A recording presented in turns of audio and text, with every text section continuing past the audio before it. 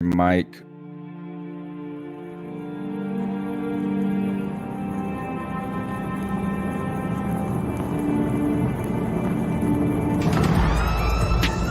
In a world where Carolina Panthers fans have an insatiable thirst for Panthers news and opinions, only one podcast roars ferociously. It's the C3 Panthers Podcast. Perfect. Welcome, everybody, to another edition of the C3 Film Room with Cody Lashney. I am hosting today's gig, and I get to do a fun little thing I don't normally get to do. I get to be the one to introduce my co-host. You know him.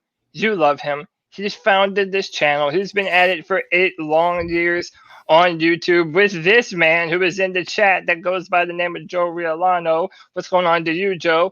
But without further ado, ladies and gentlemen, the professor, Tony Dunn. What's up with you, man? What's up, my man? I'm, impromptu. I'm happy to be here, and I'm happy for you to teach me about a player that the Panthers could be seriously considering at 8. And I got to say, I've become a little bit more excited about this potential, given the changes we saw last week or with these trades and how that is going to affect us. So all of a sudden, I've got my favorites and darlings, and Micah Parsons is one of those darlings already. Yeah, and listen, especially having a team that has such a history and such a lineage at linebacker with Luke Kuechly and Thomas Davis, and knowing what Sam Mills means to this football team and to this organization, linebacker has always been really important for us. And a lot of people think that the guy that we're going to be looking at today is one of the best linebacker prospects to come out in a long time. We're going to check out the film of one Micah Parsons today, linebacker from Penn State. And let me tell you, I have some thoughts about him. One, I'll actually start with this. Now that the Panthers seemingly could be, I won't say aren't for sure, but seemingly could be out of the quarterback conversation. I think we're going to have to start to get used to the idea that we might not be able to go quarterback with the 8th pick, even if we want to. So even though it might not be our first choice, we might have to go the long way around and just build up the football team and prepare the roster for the time when we do get said quarterback. And I think that's what we're going to start with today. Yeah, I do think I've been kind of arguing. I'm going to probably put out a video this week, and maybe you can join me for another segment. And that would be, like arguing with value guy versus arguing with must draft quarterback guy. And ultimately, I think this is that the Carolina Panthers, while we thought that they could have aggressively moved to address their quarterback situation, and we thought that this year was the year to do it. In fact, maybe we missed our window last year with Justin Herbert and that opportunity. But now, as each day passes and the Watson story becomes more complicated and drawn out, I don't know if 8 is the place to pick the quarterback if the guy's not there. So the worst thing we could do is to overdraft a guy at that point that we don't really like in the first place because we feel backed into a corner. And I think that maybe it's time, since that quarterback won't be there, or, maybe it would be a sort of a inflated pick if you made it at 8, unless Justin Fields or Trey Lance falls to you, that maybe building a defense around these young players of Brian Burns, Derek Brown, Jeremy Chin, and injecting another superstar could potentially set us up to make a very strong team for when that time of getting the quarterback does come. Yeah, absolutely. And hey, man, shout out to Ken Folk NC dropping a $20 love bomb on us. He said, dude, if we're going to run with Teddy, I think we should go after Devonta Smith on offense. And really, okay, so I guess I'll go ahead and announce this now. I'm also telling this to Tony for the first time. My intention is to do a film room around 5:30 every Monday, Wednesday, and Friday. So I did the math, and that's around between now and the draft. That should be about 13 episodes of the film room. So, and that's pretty much what we're going to be doing, Ken Folk, for the next a couple of weeks here, just looking at players. I've already done all 4 of the big 4 quarterbacks. I'll probably do another Matt Jones, or do a Matt Jones film room, just because he's such a hot topic of discussion. Maybe even being in consideration at number 3 to the 49ers even. So there's a lot of stuff that could happen, and we're going to look at a lot of the players that, frankly, I think are going to be in play for the Carolina Panthers in the first round. We're talking about offensive tackles, some cornerbacks. Obviously the guy we're going to look at today, Micah Parsons. There's a lot of options for how we're going to build this football team. And we're going to explore them here on the C3 Film Room. Super shout out to you, Ken Fokensi, for the $20 donation, man. We appreciate the support. We'll use that money to continue to grow the channel. Yeah. Shout out Mama Lashley. See, your mom isn't the only one that hops into the chat from time to time. Well, hey, man, ain't nothing to it but to do it. Before we start, hit the like button, hit the subscribe. We're so close to 2,000 subscribers. We can taste it, okay? Hit the like button, hit the subscribe button. And, hey, man, without further ado, it's time to get into it. Let's watch some Micah Parsons film, shall we? I think we should. Okay. All right. So Micah Parsons, linebacker, Penn State, right? What else? So he is 6'3", 245 or something like that? Yeah, 6'3", 245. And by the way, ran a 4.39 at his pro day. So guy has crazy athletic potential. For comparison, Luke Kuechly at 239 pounds ran a 4.58, I believe, in that range. So we're talking about, I mean, dude, 4.3. That's running freakish. Speed. Yeah, dude, that's crazy. Wide receiver speed. That really is wide receiver speed. By the way, I do want to issue a little a warning. If for whatever reason the screen goes black and it doesn't let you see me or Tony, stick with us. And once we see it, we'll come back and the video should pop back up. Just a little disclaimer in case that happens. Hopefully it's not a problem. All right. 2019 Cotton Bowl, Penn State versus Memphis. He was the defensive MVP of this football game. Now, none of the film really pinpoints him, but he's number 11. So he's playing on the edge right here. And you're going to notice him playing a lot of outside linebacker mixed with some inside linebacker as well. And you see right there the first stat that kind of jumps off the screen about him. He is a heat-seeking missile. Right there, he swoops around. Nice. Catches the jet sweep. And my man is a freak athlete at the position. Listen, he reminds me of Bobby Wagner in that even though he's a middle linebacker, they use him as a pass rusher just as a blitzer. They use him as a really powerful, strong blitzer. He's really physical at the point of attack. So he's good at getting his hands out in front of him.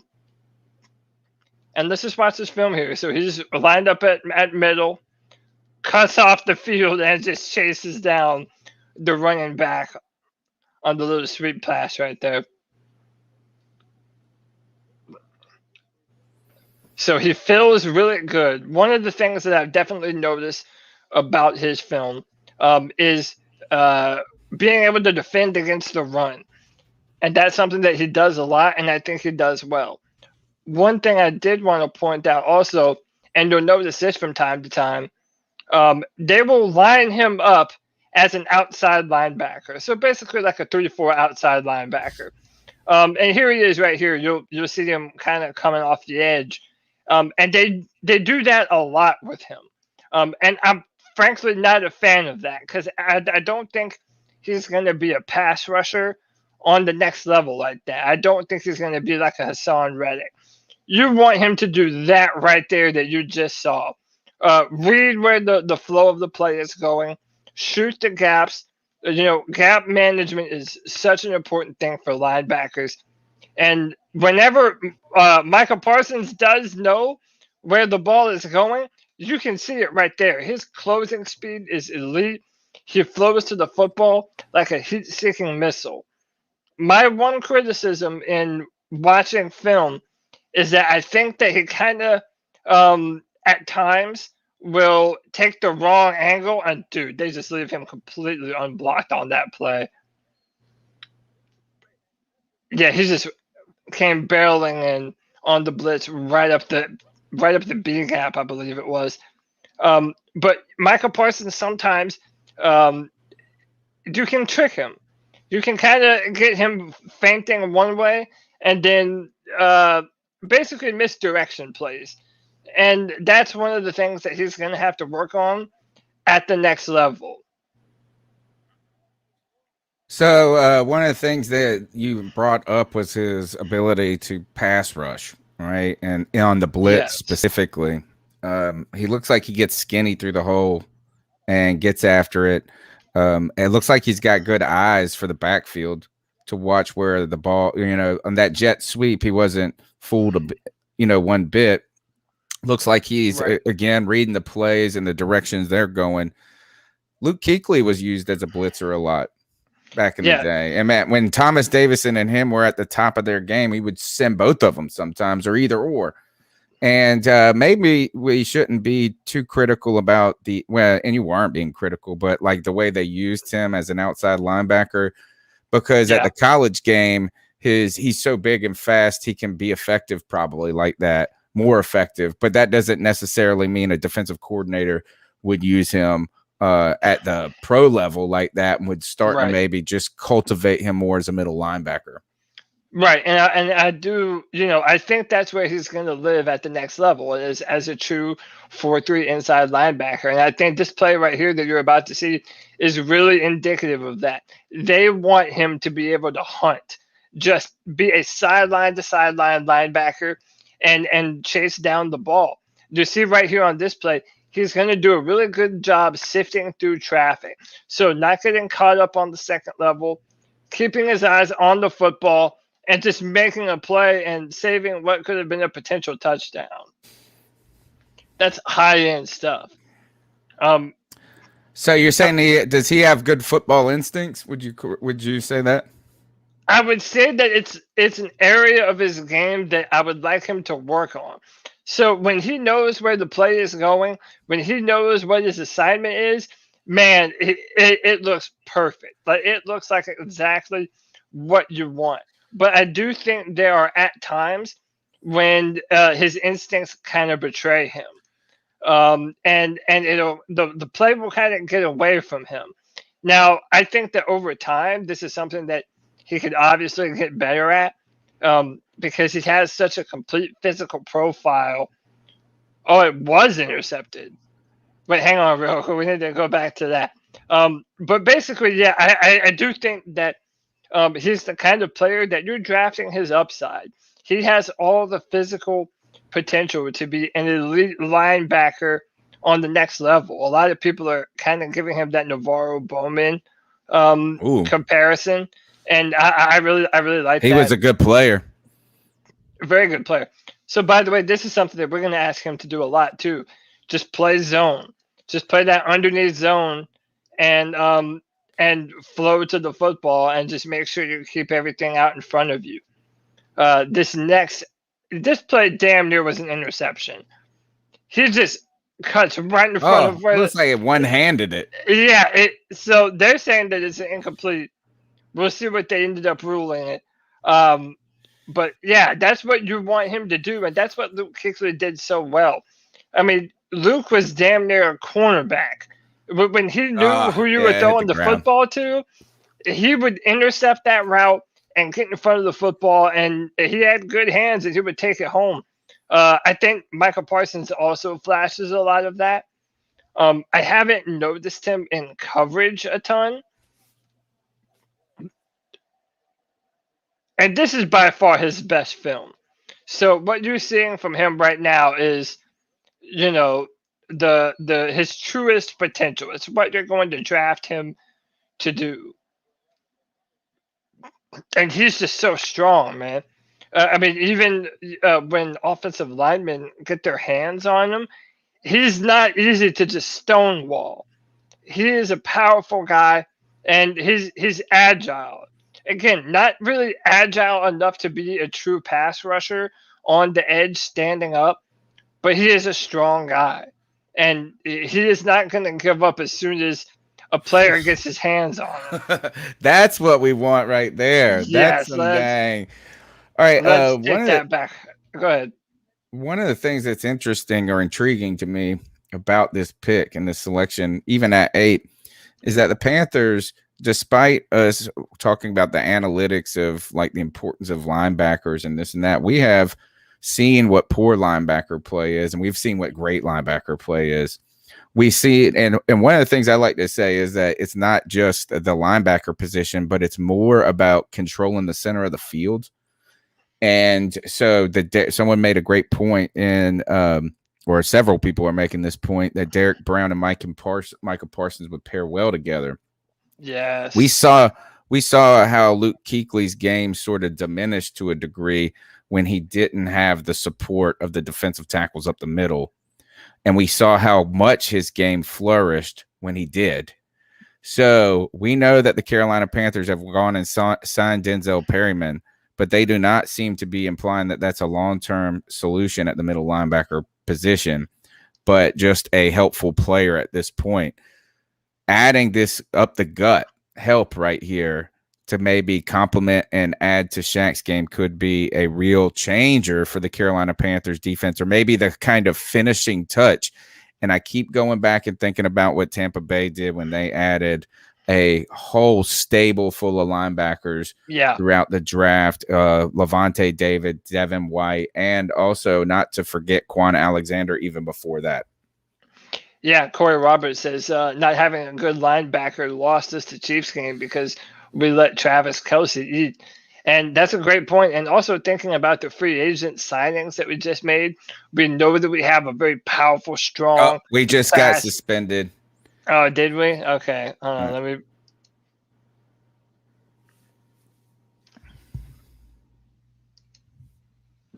See what I mean? Like, even when we're not. We have it muted and we're talking over it.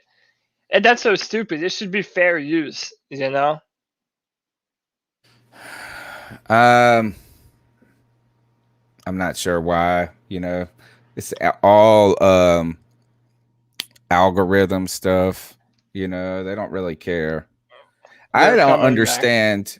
Yeah. I don't understand how other channels do it so much without having problems, and unless they just upload it rather than doing live streams. Yeah, I don't know. I see so many people using it and they don't have any of these problems, like doing it live either. I have the video up, so I'll be able to see. I'm watching it too. Comes back on. All right. Can they not even hear us? Can they right now? Nope. Well, not until it comes back on.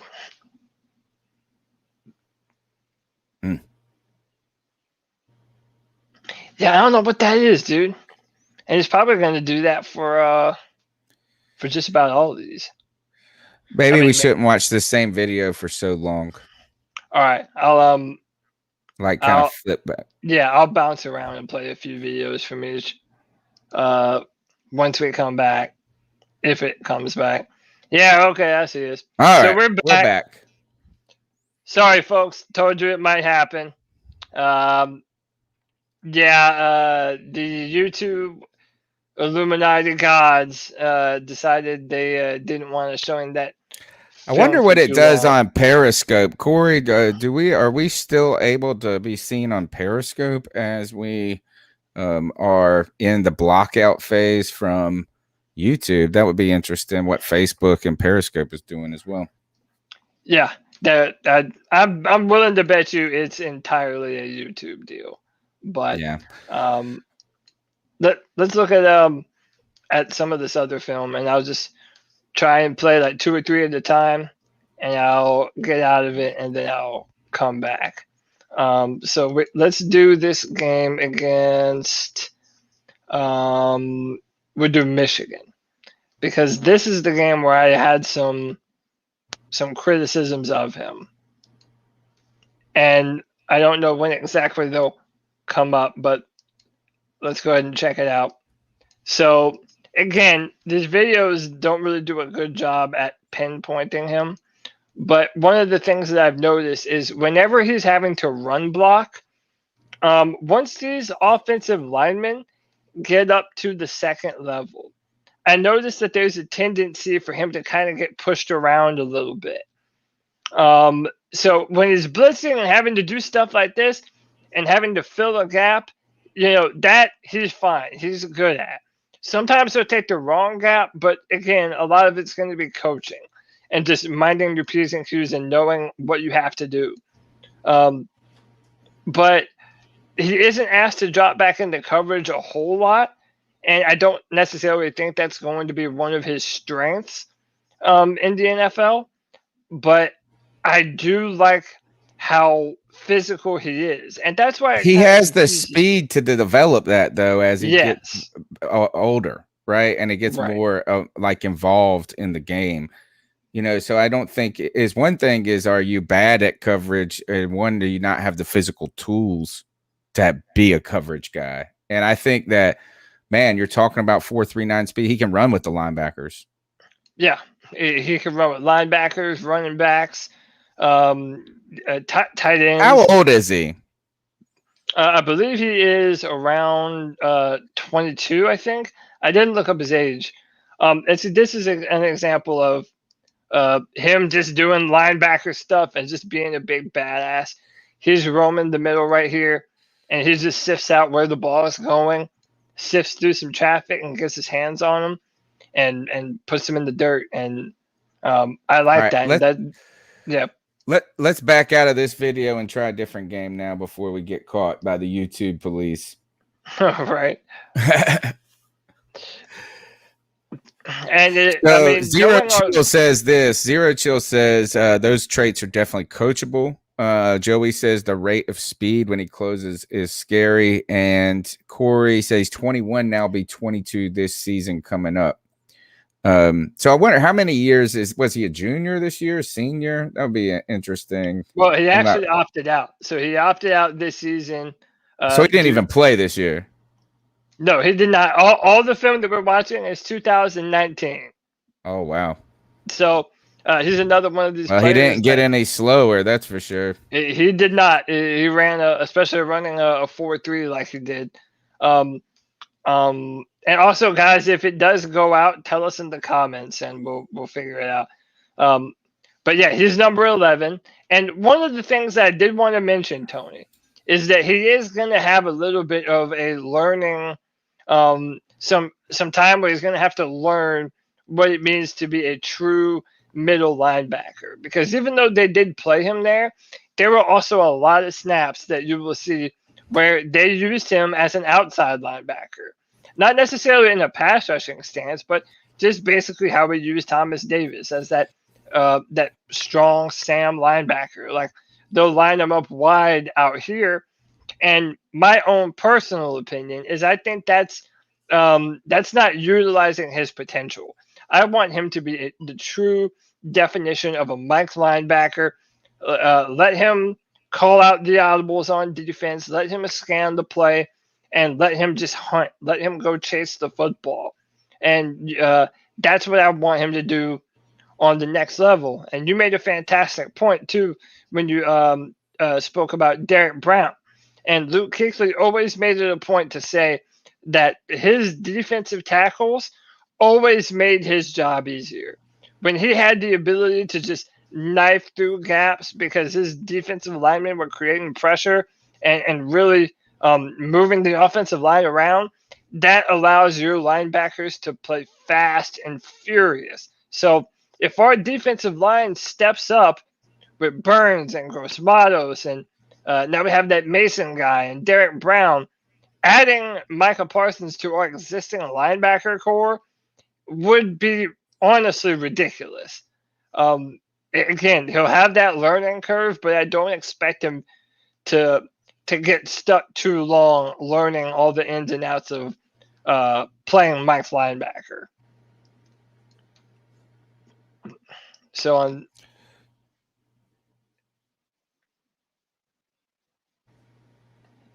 see another. I don't really blame him too much for that. He just kind of takes the wrong gap, and that was a part of my criticisms of him.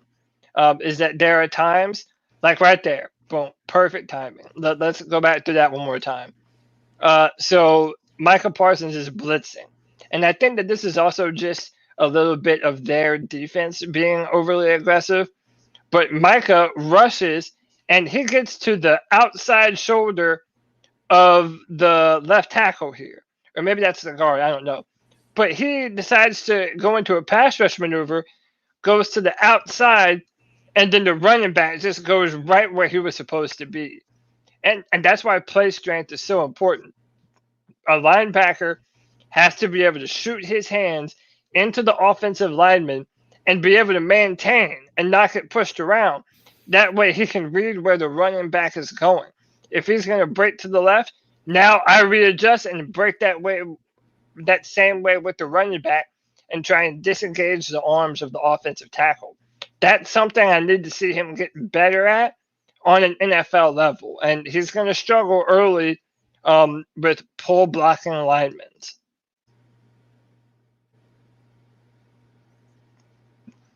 Okay, we've got Mike here. Looks like a legit Tampa 2. Oh, and that linebacker, that tackle just kind of moved him out the way. So they're going to show it again. Actually, it's the left guard. And he just moves Micah out the way. Micah took a bad angle to the football, and the guard basically just did his job and did the rest. I mean, that kind of stinks when your guards are that quick to be in the middle of the damn it's a linebacker core. Yeah. And see, this is another little example here. I feel like that's the same exact mess that when Luke's game started to go downhill. Is like where he was so critical to the run support that if he didn't play perfect, they would gash us for runs. You know what I'm saying? And he just couldn't be the hunter, like you said, you want them to be. And that's a problem right there. But it's going to be hard for him to win that matchup against a guard if the guy gets his hands on him. It is, but also, again, hand fighting is a really important thing, and that's something that he's going to have to learn how to do. And this is another example. I want Micah on the inside. They have him lined up at outside linebacker, and they try and use him too much as like a pass rusher from that position. And because of that, look, now he's on the outside trying to dash in to make a play to stop the running back. And I just think that's misusing it's misusing Micah Parsons as a talent. That's not where he's going to live on the next level. You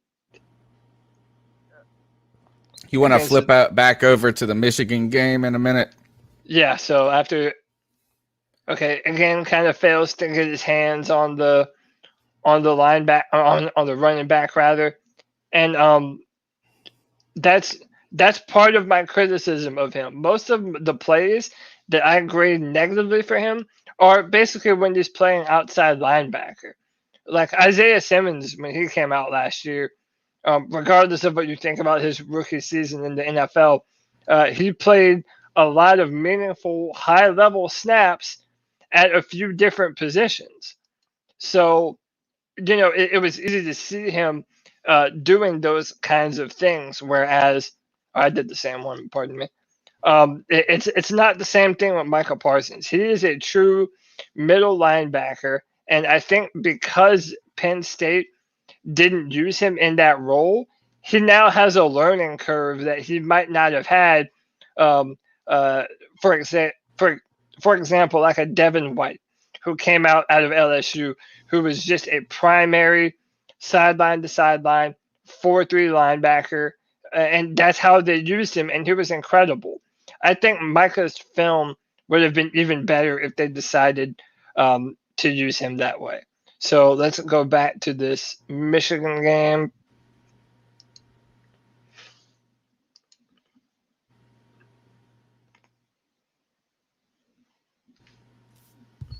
Dude, my whole screen just blacked out.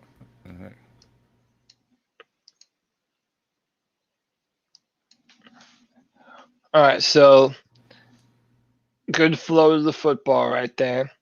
Again, we're just trying to go play by play and just look at what he does. The guard didn't really get his hands on him, but again, you see that recovery speed. I mean, when he has a straight line angle to be able to make a play on the football, Micah Parsons is, dude, if you built a linebacker in a lab, it would look like Micah Parsons. The concerns aren't necessarily anything to do with his physical traits. He's certainly built for the position. I think we lost Tony down here, but we'll see how that. He'll probably pop back in. And chat, just tell me if we lose out video quality. And again, right there, this is Cesar Ruiz, the center for Michigan, who I really liked coming out in the draft last year. Ruiz is just able to get his hands on Micah Parsons, and he's able to get his hands in the inner chest of Parsons and just kind of keeps him away from the quarterback. So again, that's something at linebacker that I harp on. You have to be physical, and you have to be able to disengage when an offensive lineman gets his hands on your pads, or else you're going to be donezo pretty quick. That was not Micah on that play, so we'll let it roll. Again, second level linemen. See, this is why we don't just watch highlights, everyone. Second level, when an offensive lineman gets their hands on him. So again, I believe this is Cesar Ruiz coming up to meet Parsons in the hole and just pushes him out the way, and is just more physical at the point of attack. He is going to have to work on his hands at the next level and disengaging offensive linemen, because he has all the physical tools to do it. He's a very powerful young man, but he needs to learn better hand technique, or these offensive linemen, they're going to keep on stealing his lunch money. Again, right here, number 73 puts hands on Parsons and pretty much takes him out of the play completely.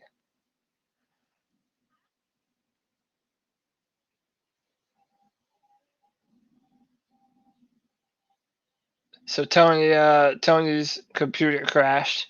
Maybe he'll be back joining us here soon. Again, just trying to diagnose what I see here. There isn't a lot of dropping back into coverage. So again, here they have him as a pass rusher, and they just want to let him be aggressive. His eyes got tricked too. The ball, he could have made a play, just read the ball wrong. He sacked him out completely. Thought that the running back had the ball, quarterback keeps it, and it ends up going for a touchdown after Peoples gets leveled. So you're starting to kind of see some of the crux of the discussion around Micah Parsons, is that he is not a complete prospect by any stretch of the imagination. He has things that he's going to have to work on. I mean, this is true for all prospects, really, but a lot of people are talking about Micah Parsons as the most complete linebacker that they've ever seen. And from a physical standpoint, yeah, he's certainly up there. I mean, the guy has incredible measurables, physical tools, recovery abilities, short area quickness. He ticks all those boxes.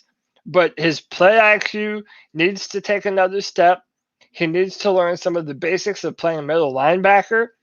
And he has to disengage with offensive linemen at the second level when he's trying to make a play on the football. Because other than that, they're going to keep on being aggressive with him and just bullying him, really. And there's no excuse for that when you have the kind of physical gifts that Micah Parsons has. So again, they just kind of get hands on him, and he still flows to the football pretty well.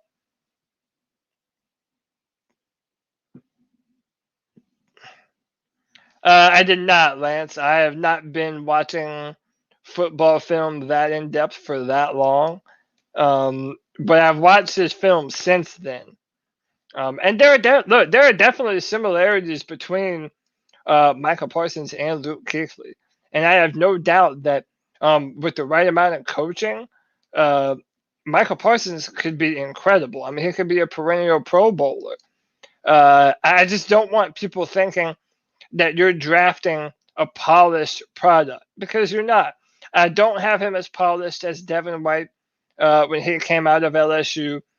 Even Devin Bush, who came out of Michigan, he's not on that level.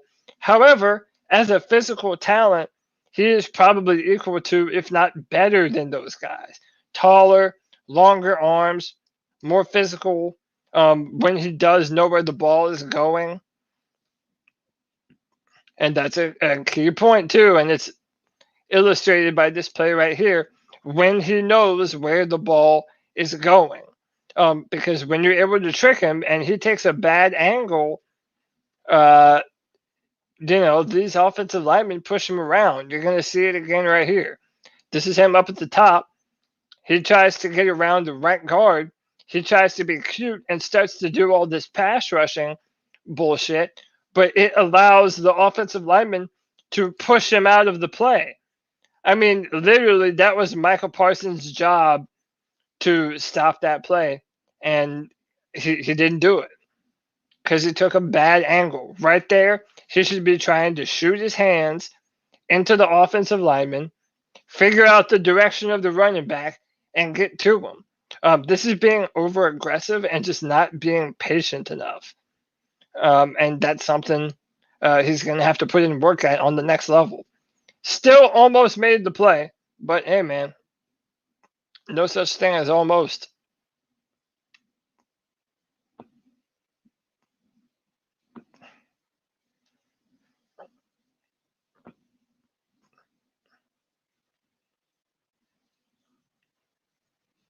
Season stuff like that,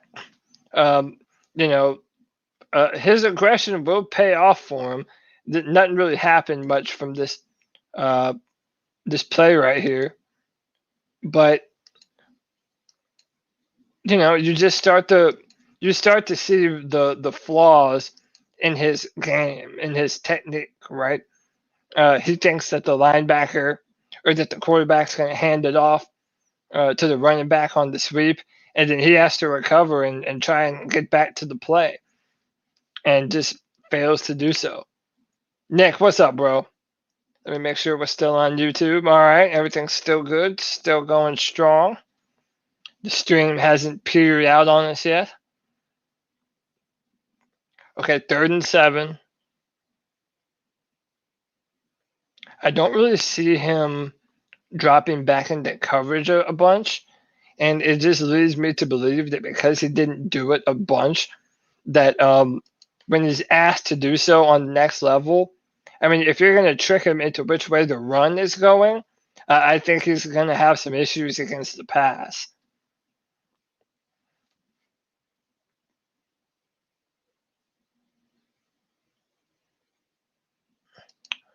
Shout out Tony. He'll be back up in a minute.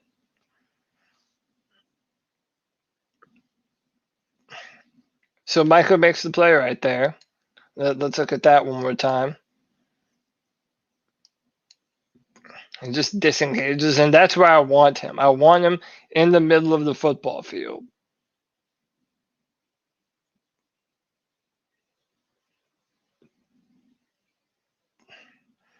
Just because you can add him as a pass rusher, it doesn't mean that it's worth it to do it. But, part of this conversation too, just really bad angle. Another bad angle right there. Again, are you starting to notice some of the tendencies here. Austin, what's going on, bro? Micah Parsons, he takes a lot of bad angles. Here's another bad angle where Parsons is just too aggressive. And I mean, this is his job. It's his assignment to make this tackle. He's too aggressive. And the offensive lineman is just able to let him choose what way he's going to go and then wash him out of the play. And then Michael Parsons is left looking dumb. Linebacker, you want to be aggressive as a linebacker, but when you're overly aggressive, it's what causes stuff like this to happen. And especially in the NFL, they're going to make him pay for that. But again, just like right there, when it shines, it shines. When it all comes together, it comes together nice. It looks nice. This time, takes the right angle. See right there, his aggressiveness, his aggressive tenacity makes the play for him. And he makes the right call and blows up the play. But, it looks good when it looks good, but when you're missing and causing a 30-yard run right up the center, that's going to be detrimental to your football team.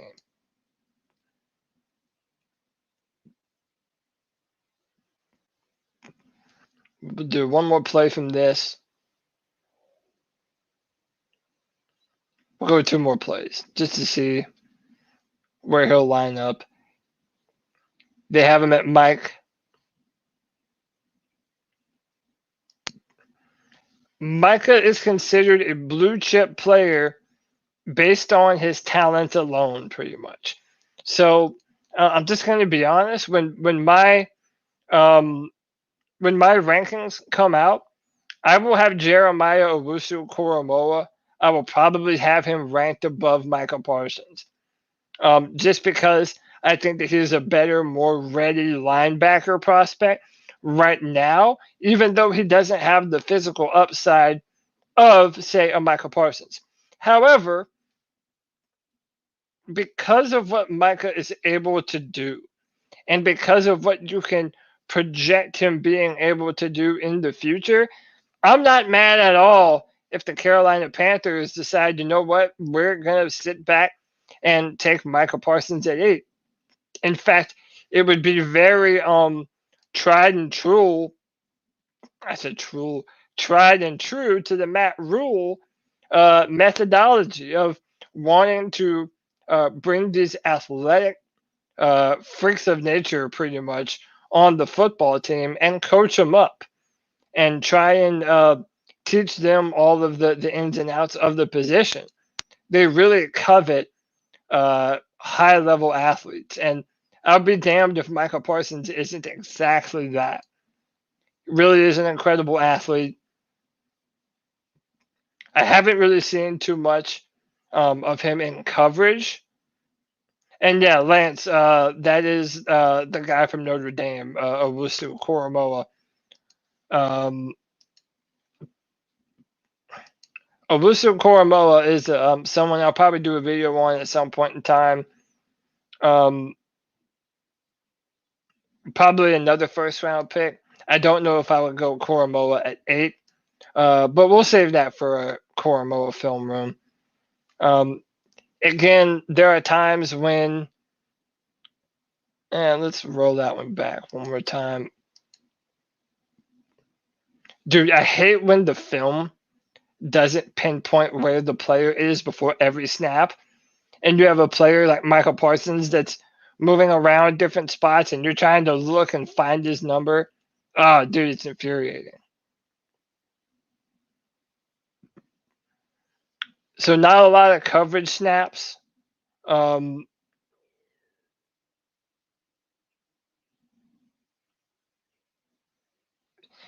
and Lance, this is a good kind of, it's a kind of a good way to summarize Michael Parsons for me a little bit. He's the kind of player that when he flashes, man, he flashes big. And it looks exactly how a linebacker is supposed to look.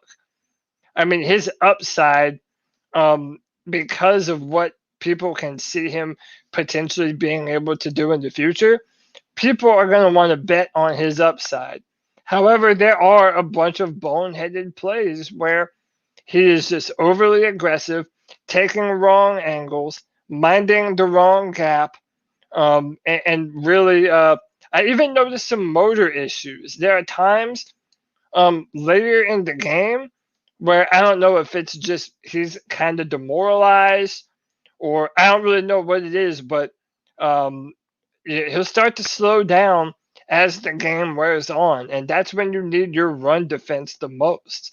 So it's there's definitely flaws that he's going to have to work on. Here's another one: washed out of the play, cuts an angle. Both offensive linemen just bully him and push him around. I was really, really unimpressed with his disengagement on the second level. And that's a problem because him versus a tackle like Penn Sewell or Rashawn Slater, dude, I would put my money on those guys. Just because they're just maulers, man. Maulers at the next level. Tony Dunn is back joining us. Tony, what's up with you, man? Hey, Tony, can you hear? Well, Tony will realize he's on in a minute. But I'm here. Okay, cool. So yeah, I mean, I'm kind of just wrapping things up, Tony. But basically, what I've been the story that I'm painting is we have a really fast freak athlete at the position who, when he puts it all together, it looks incredible. I mean, look at this guy just knifing through the defense, chasing down the play, and making a tackle. When it looks good, it looks really good. However, there are times when he is just overly aggressive. Offensive linemen can tend to bully him at the second level. And that's something that in the NFL, they're going to eat him up with that. So he definitely has some holes and some deficiencies that he's going to have to work on to improve in the NFL.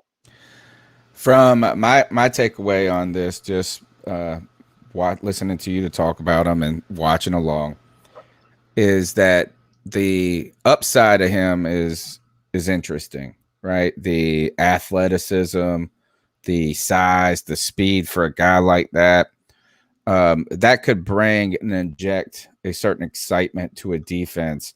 Like when you are starting to put real good players on that field, that he's going to look fast and furious among them. Right. But at the same time, the picture that you painted today and that we saw makes me a little cautious to say at 8 that is the best player available.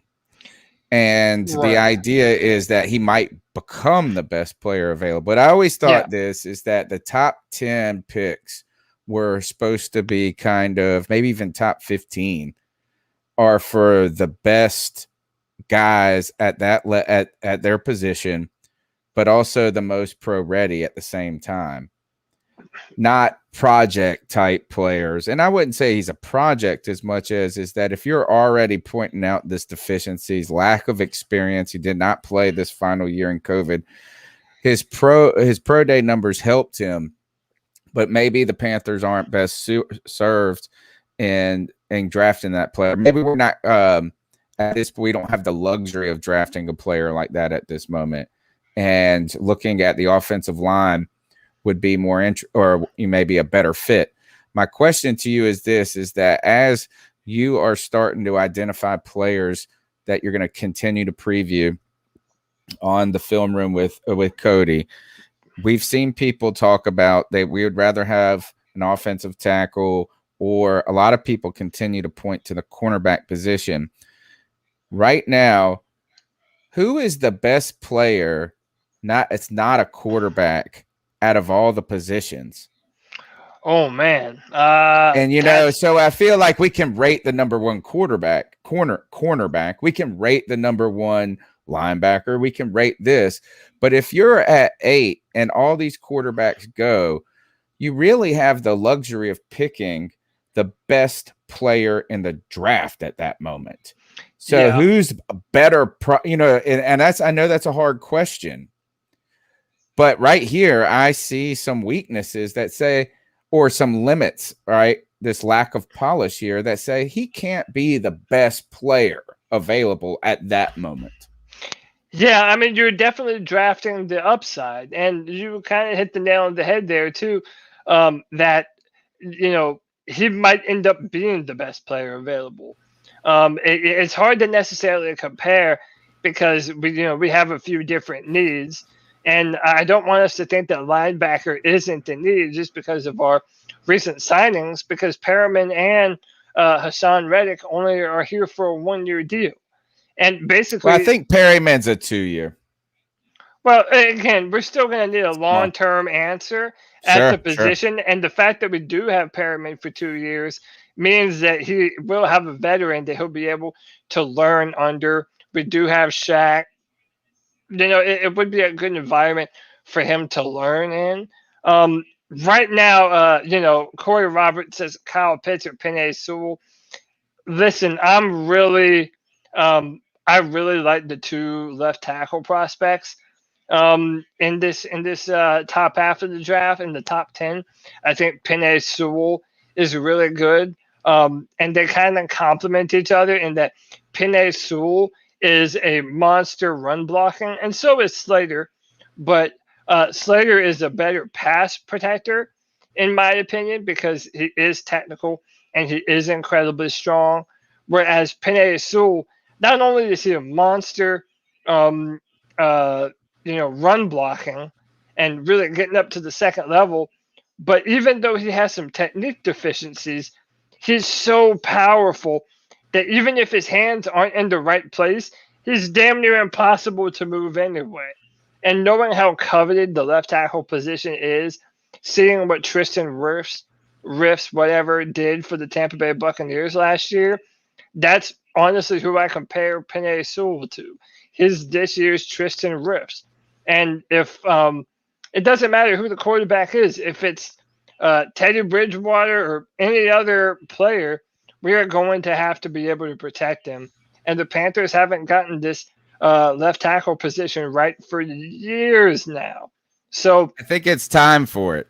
And I almost have been getting a little bit more hesitant in picking a corner. I feel like all the corners everybody has told me are going to be so awesome coming out, and like the best corner prospect that they've seen over the last couple of years haven't made the immediate impact that we had hoped. And my mind goes to one, the Lions, the guy the Lions got, OB. He's got a tough name. The corner, Jeffrey Okudah. Yeah, Okudah. And then there was the other one the year before that went to the Browns, who started playing very well last year, I feel like, but also, again, injuries have plagued those guys. Greedy Williams. Yeah. No, not Greedy. No, you meant Denzel Ward. Yeah. Same thing. And yeah, so by the way, Blake, I think we'll go ahead and put that in stone now. We'll do a Penei Sewell video Wednesday. So we'll start to get into some of these players. Corey Roberts says quarterback, left tackle, corner in order at 8. In that order at 8. And that's pretty much, that's fair. That's 100% fair. I don't know necessarily how many opportunities we're going to get at left tackle. This is actually a really good class for left tackle and corner. There's a lot of prospects that, even if they don't have all the numbers, they have all the upsides similar to a Micah Parsons. And then there are the guys that have all the physical potential and they have the play tape to match it. So I wouldn't be opposed if the Panthers took a offensive lineman tackle prospect at 8 and then use some of their picks to move back into the first and take another one.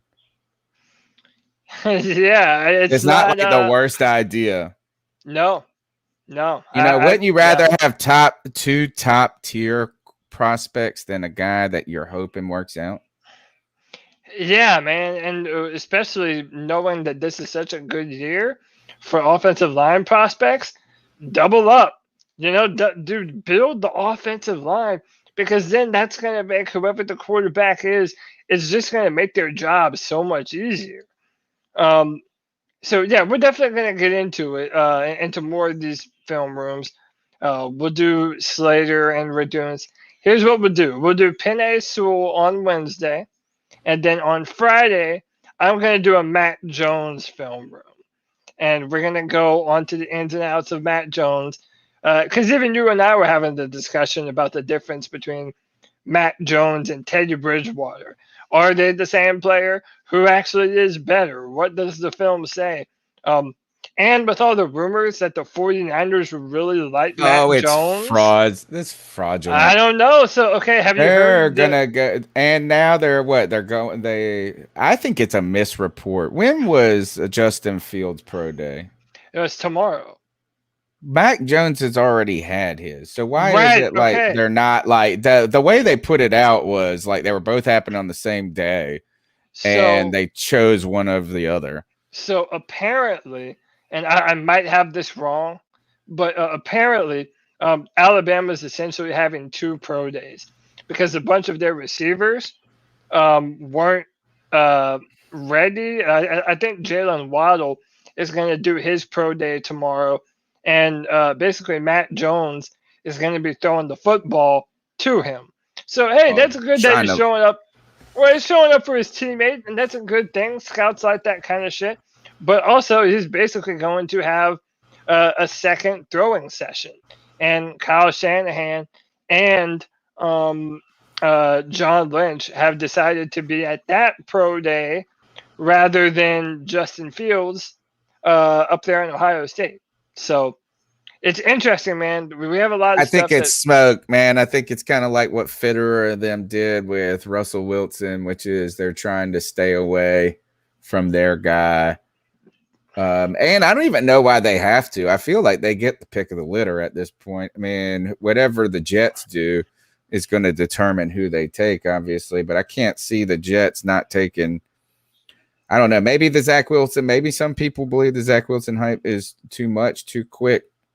I did notice one thing. We'll close out with this piece of news that rumors are that the Jets, the offers going right now from 4 different GMs, anonymous sourced GMs, have said that the best they are offering for Sam Darnold is a third. And really, they think anything above a late 3rd round is a little too rich for their blood.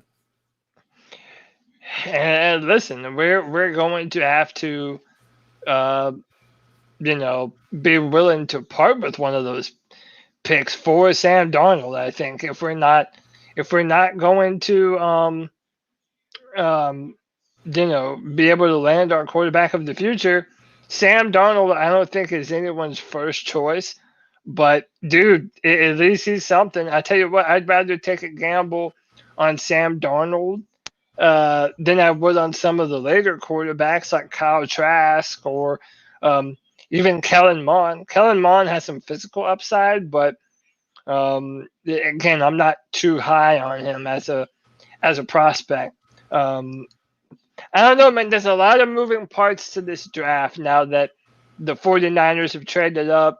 The Panthers are sitting back still at number 8. Apparently, one of the rumors that I've heard is that the Jets had gotten offers from the 49ers and other teams, and they just turned down just about every trade discussion. I don't blame. I've also heard one story too reported that the 49ers didn't even try to deal with the Jets. So like we really don't know what is misinformation, real information. But we've continued to say this is that if we're offering a king's ransom to get our quarterback, it's really hard to see a scenario where if you need a quarterback, you're going to move off of it just because someone gave you such a good deal. Like why are they giving up such a good deal if it's not important? And so the Jets are at 2 right now. They don't have an answering quarterback, and this is a great quarterback class. So it seems like foolish to think like why they don't really need to move. They also have another first. Yeah. So I don't expect them to move I don't expect them to move, especially now that the Watson saga has kind of made this. If Watson was there, I still believe this. I believe the 49ers would have moved heaven and earth to get Deshaun Watson. Yeah, and he would have wanted to go there too. And once that fizzled out, they said we got to do something in the draft, or else we're not going to have, we're going to be waiting around. Maybe if Deshaun Watson was available, that's a way the Jets move off number 2 if they're able to acquire him somehow. But it doesn't look like that's the case now, so I think they're going to stand pat.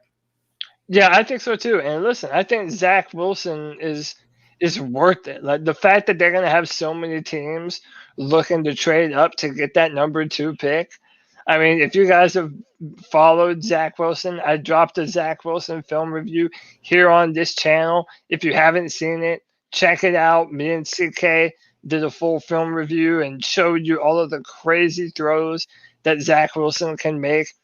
He's the real deal. And I really think that, a lot of the teams would love to have him. But I think he's going to be a New York Jet. And I think we're just going to have to deal with whatever happens. We better hope that the 49ers are really into Matt Jones, because that would be a blessing in disguise for us, to say the least.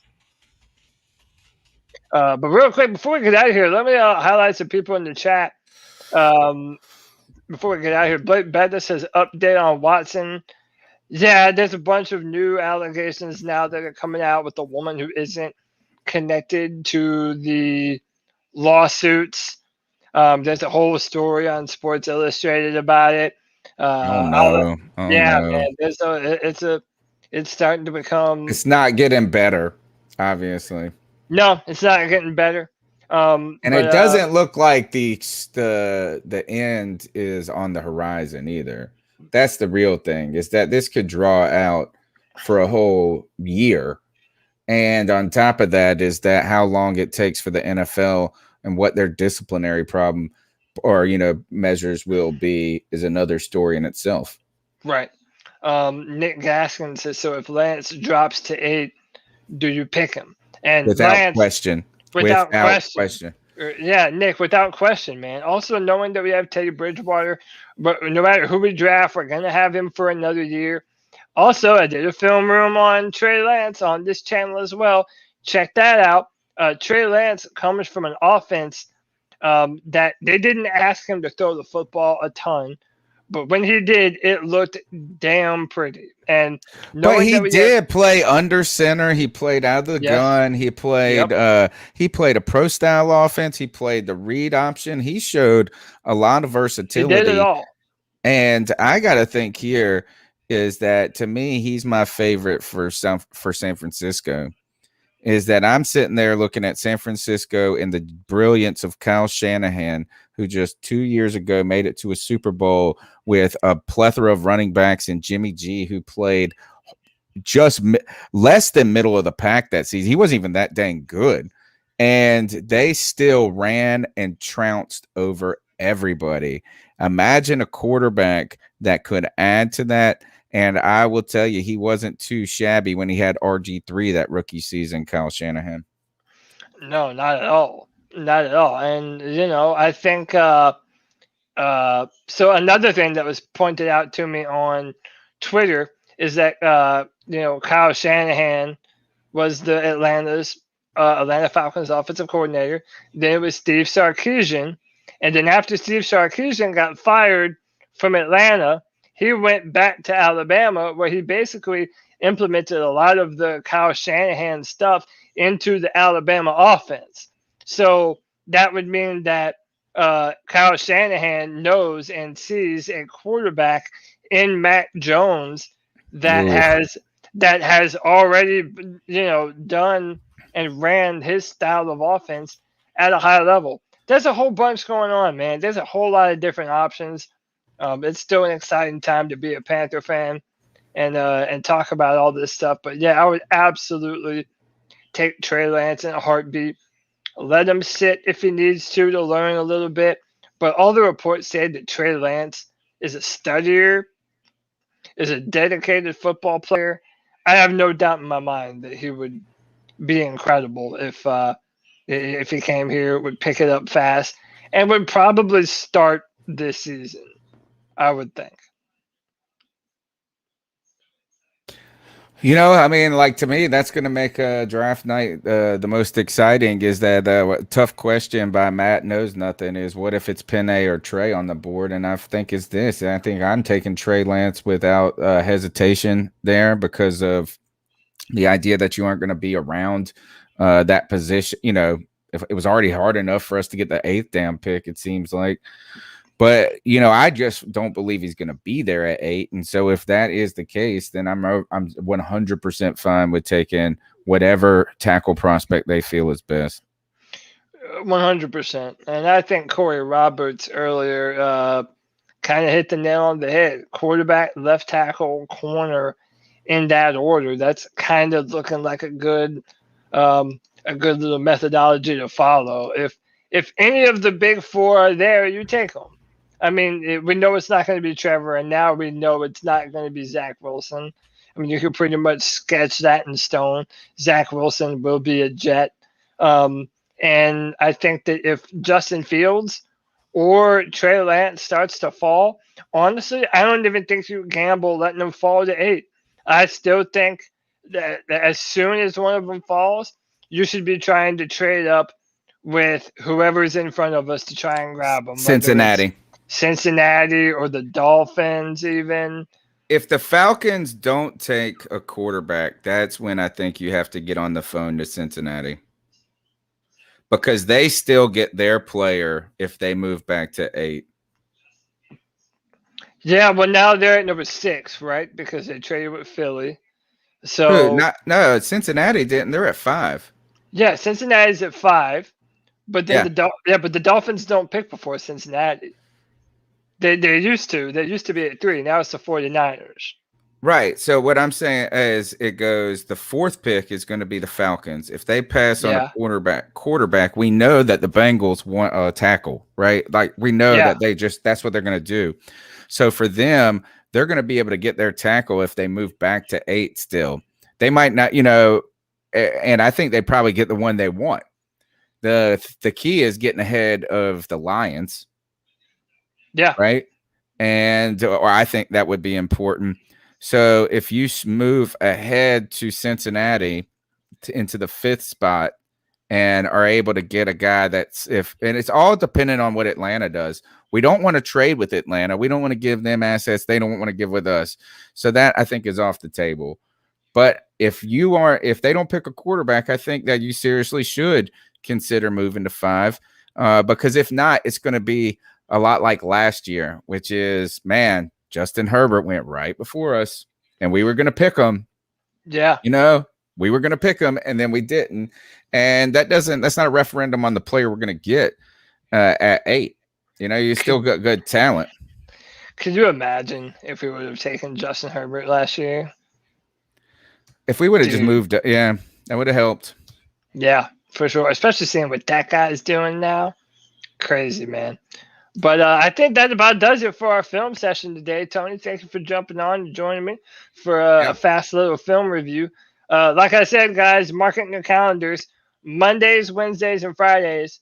I'm gonna drop these film reviews, and I think Wednesday we're gonna do Penn Sewell. It'll either be Penn Sewell or Rashawn Slater. I know we did a little bit of Rashawn Slater on our podcast one of those Tuesdays ago, but I guarantee you he warrants another look at. So Wednesday will either be Penn Sewell or Slater, maybe both. We'll see how spicy we get. And then Friday we're gonna do that Matt Jones film room, and I think that'll be a fun discussion. And you know, maybe we can get some Matt Jones supporters in the chat room and see if they like what they see. All right. Don't forget, folks, the C3 Panthers podcast is tomorrow night live at 9 p.m. The number's 252-228-5098. You can call in the show. Let us know your thoughts on this film review or any other subject going forward. And tomorrow night, Cody, I got a lot to say about the argument between value guy and trade everything guy for quarterback, and why neither people seemingly can see each other's side of the story, which is infuriating to me, is that people have good points on both sides, but a lot of division in Panther Nation about what the appropriate course is. And it seems like people don't like to budge on their positions at all. Yeah, man, and it's so indicative of Panther fans the past few years. It seems like there's really been a split amongst Panther fans on a lot of different issues. I can't wait to talk about it. Tune in Tuesday night, ladies and gentlemen. 36 people watching, 24 thumbs up. Before we go, hit the like, hit the subscribe. Super close to 2,000 subscribers. So, yeah, man, we love doing the content for you guys. If you guys keep on enjoying it. My name's Cody Lashley. You can find me on Twitter at Cody Lack, CodyLac. You can find all my writings at Draft Tech on drafttech.com, where I am the analyst for the Carolina Panthers, and I write first and second round picks for that team. The professor, Tony Dunn. How can they follow you? At cat_chronicles. And I do really want to encourage everybody that's watching on YouTube or not even on YouTube to go and subscribe to our YouTube channel. Like you said, we're very close to hitting 2,000. I feel like every time you cross 1,000, you get some momentum. So help us out there. Just get us across that finish line and let us continue to do what we love to do. And that's hang out with you guys and talk about the Carolina Panthers and the NFL. All right. That's it for us today. Until next time. Until tomorrow at 9, Tuesday night, peace and love. Keep pounding.